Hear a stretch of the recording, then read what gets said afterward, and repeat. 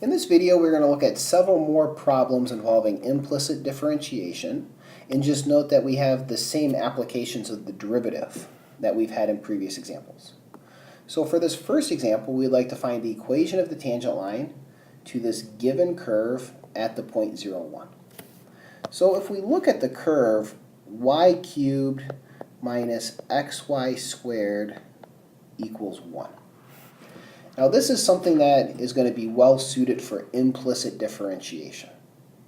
So in terms of thinking about what the tangent line will look like, the tangent line is going to be the line going through this point 0, 1, and the slope of the tangent line is going to be the value of the derivative at that point 0, 1. So that would be dy dx, evaluated at 0, 1. So this notation here where I've drawn this bar and subscripted with the 0, 1 means that once we find the formula for dy dx, we should make every x a 0 and every y a 1. So let's go ahead and find dy dx. Our first step is to differentiate both sides with respect to x. So differentiating implicitly, the derivative of y cubed with respect to x, we differentiate that y cubed exactly as we would like to, 3y squared, and then we multiply by dy dx. Then we subtract away the derivative of xy squared. And when we differentiate this term xy squared, we are going to have to use the product rule. So we take the derivative of the first function, so let's say the derivative of minus x is minus 1 times the second function, plus the first function minus x times the derivative of y squared. The derivative of y squared with respect to x is an implicit derivative. So we differentiate that y squared exactly as we would like to 2y, and then we multiply by dy dx. And on the right-hand side, the derivative of 1 is 0. So we have two terms involving dy dx.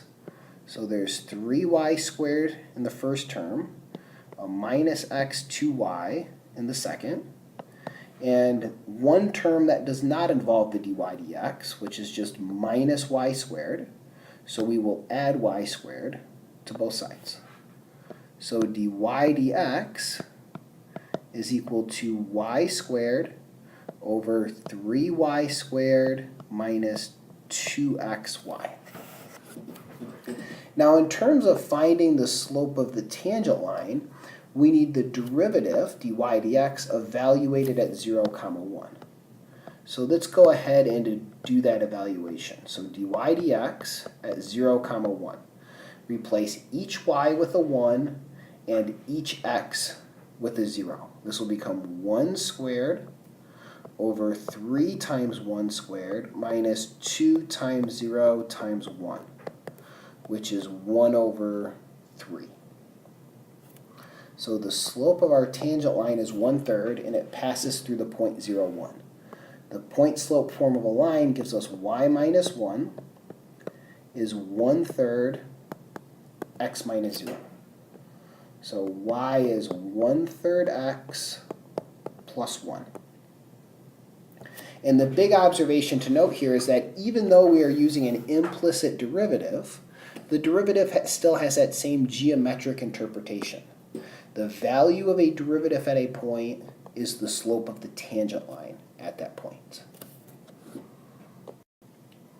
Let's look at another similar example. Let's find the equation of the tangent line to the curve given here at the point 1, 1. So once again, this is not going to be an expression that we can maybe easily algebraically solve for the y to get an explicit function, so we're going to use implicit differentiation.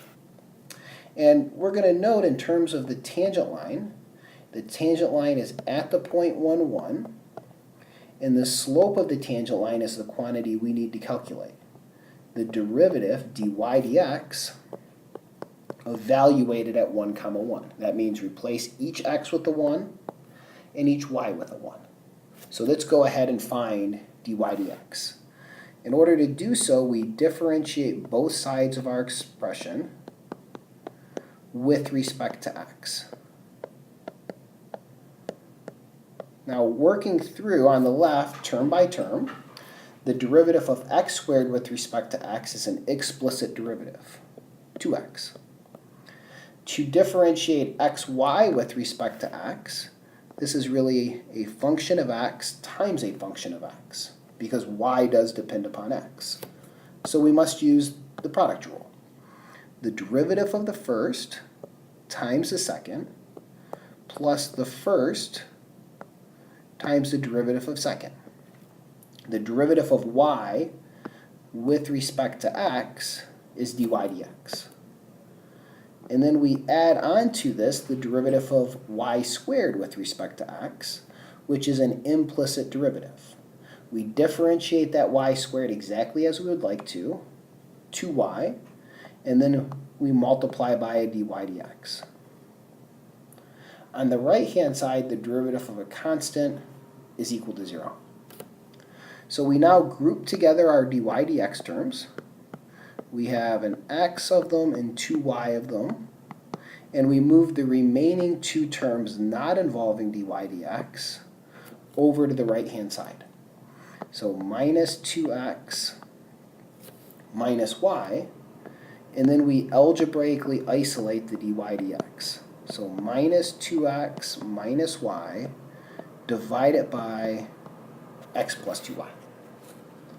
And the quantity that we are really interested in is not necessarily this derivative, but it's the value of the derivative at that point 1 comma 1. So let's go ahead and evaluate dy dx at 1 comma 1. Replace each x by a 1 and each y by a 1. So in the numerator we have minus 2 minus 1, which is minus 3. In the denominator 1 plus 2, which is 3. So the slope of our tangent line is minus 1. So our tangent line goes through the point 1, 1 with slope minus 1. So this would be the point slope form of the line. So y is equal to minus x. Minus 1 times minus 1 is plus 1, plus another 1 from the left makes it a plus 2. And this would be the slope-intercept form of our tangent line. So one last problem involving implicit derivatives. So one thing that we haven't done yet involving implicit derivatives would be to find a higher order, in this case a second derivative. Well, if we want to find a second derivative, the first thing we need to do is find a first derivative. So the expression that we are given is something that we are going to want to differentiate implicitly because we're not going to be able to solve for an explicit function. So we will differentiate both sides with respect to x.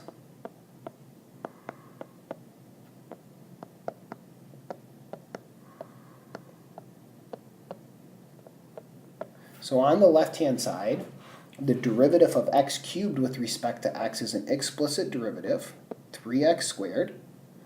Then when we differentiate 4y squared with respect to x, that is the implicit part.